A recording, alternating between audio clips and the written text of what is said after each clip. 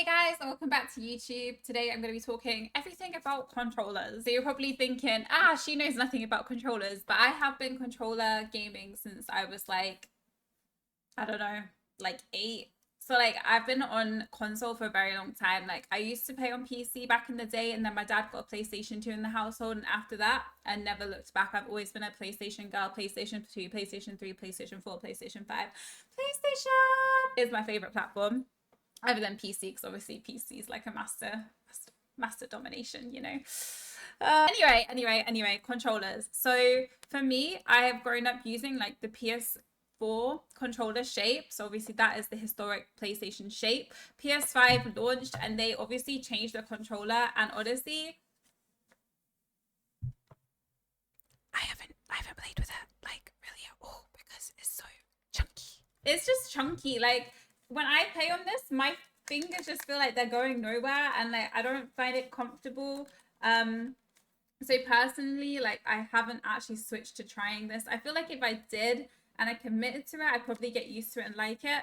But I'm so comfortable with like a PlayStation style controller that I haven't really wanted to like experiment with that. In 2020, when I started taking Call of Duty a lot more seriously, I really wanted to improve my equipment and my streaming equipment and everything like that. And controller was one of the things I started to think about. A lot of my friends used to run like tactical in game, but I'm really old. So like for me, I didn't really want to make like massive changes because I found it kind of uncomfortable to play L1, R1 and like, you know, claw, like any of those kind of like unusual, like I can't do it. I couldn't learn how to do that at my age. Maybe I could. Maybe I'm just setting myself boundaries that are too small, but or maybe I'm being a realist. I'm being a realist, okay? I don't want to play like this. This doesn't feel comfortable. Originally, what I first did was I bought myself a strike pack, and you could map these to whichever buttons you wanted. So I just had X and circle, the opposite way round to what my Scuf controller is now.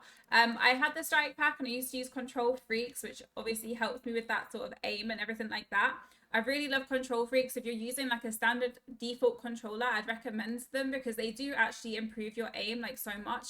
And honestly, I'm a big believer that like tools don't necessarily change like your ability, but actually tools can assist you with growing and developing your skills and honing in on things. And I honestly do believe that the same way as a good headset can give you advantages, a good controller can also give you advantages, because if you have a controller that has paddles, it means that you don't have to like take your hands off your aim. So it means that you can have a bit of movement and still be concentrating on killing your target. So yeah, as I say, I started using the strike pack. The strike pack was great. It lasted really good. The reason I switched from a normal PS4 default controller with a strike pack and control freaks to a Scuf controller was because I started getting accusations. I started getting accusations. People thought that I was doing something with my strike pack, which obviously you actually can do. You can add cheats to these things. How you do that, I don't know. So I look like a tech person. I don't even talk tech. I don't know how people do it, but you can. Apparently you can cheat with that. The same as like people thought you could cheat where you could cheat with what was the one for Xbox? Xbox had something similar. Anyway, so like there is abilities with that to kind of like manipulate your gameplay. So I was like, you know what? I really want to get a Scuf controller. My friend actually bought me my first ever Scuf controller. I'll show you. It was this one. My cherry blossom controller, which was white, and then it went yellow because apparently my hands are disgusting, which I didn't know. But anyway,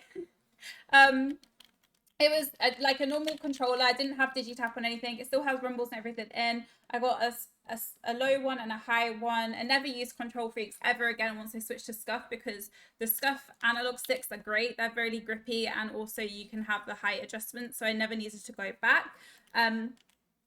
I still felt like I was like having like delays of shooting people and things like that. So when this controller started to die on me and I got really bad stick drift, and I think my analogs kind of broke on this one, my community actually bought me a new Scuf controller. So then I got this one, which I freaking love this design, by the way. Phase Pomage. I used to love sniping, so I got the Phase Pomage aim higher controller, you know. With this one, I decided to get digitap triggers, which I've never got before. Look at the difference. Look. Okay, look. Look. That's it. That's it. That's it. That's it. Crazy. So good. Okay, because I never wanted to switch to L1 R1, and even if I did, that is actually now more than that.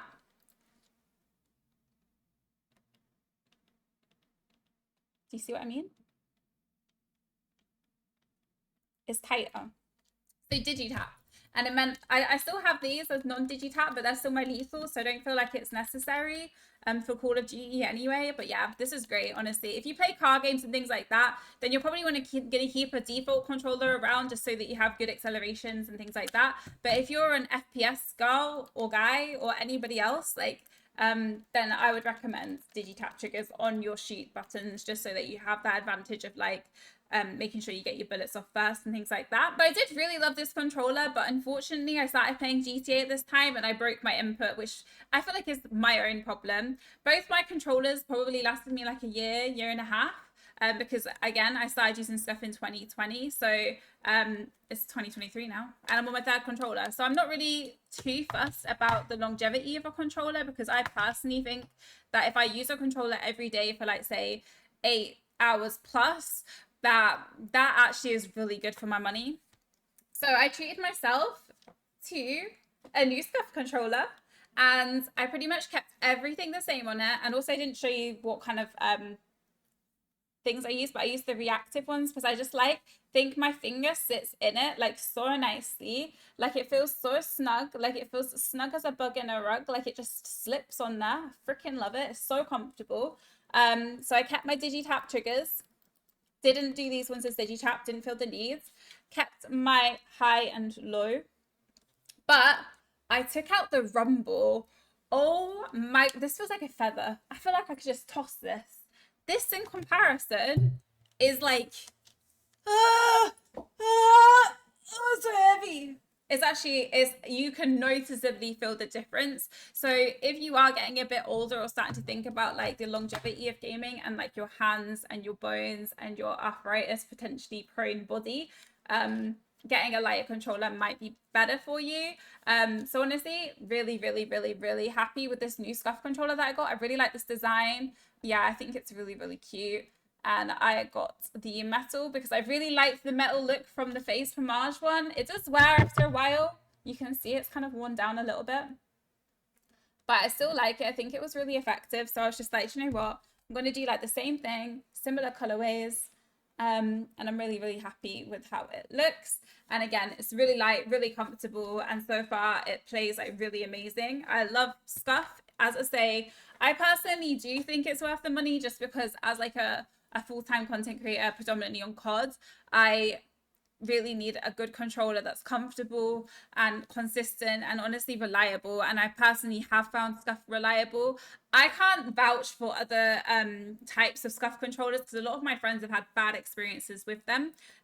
But I think that the PlayStation 4 controller in general is like one of the oldest shaped controllers, and there's a reason that a lot of comp players still use it. I think it's reliable and I think it is a good controller. So I think I stand my PS4 controller. A lot of people are moving over to the PlayStation 5 with the paddles, and obviously you now have PlayStation Elite controllers as well, which are very similar price wise to Scuf controllers. But I don't know what it is. I just have always preferred like this. I think it's my hand like shape. Like it's just like it just fits. It's just comfy. This just doesn't feel comfortable to hold. So I'm really happy with that. But I thought I'd just give you guys a little lowdown about Scuf controllers because I got a new one and I think it's cute. What do you guys think anyway? Do you guys use Scuf or do you use Battle Beaver or Aim Labs or Aim Controller? Whatever it's called. Let me know below what you guys' favorite controller is. If you guys are mouse and keyboard players, also let me know. My last video I tried out mouse and keyboard and I do really like playing mouse and keyboard, but just for Call of Duty, which is so like strong on aim assist with a controller, I just felt like it wasn't right for me. But I feel like I would do it just for fun because it was really fun to do and to play about with. But for serious competitive gameplay, I think I'm happy with my PlayStation 4 Scuf controller. And I think that the vibrations out is like made such a crazy difference between how like light and it feels so comfortable. Like I feel like I've made like the ultimate comfortable controller. So I'm happy if you can tell. Anyway, that's all that this video was going to be about. So I hope you guys enjoyed this video. If you did, make sure to drop a thumbs up. Leave a comment below about what controller you guys are using.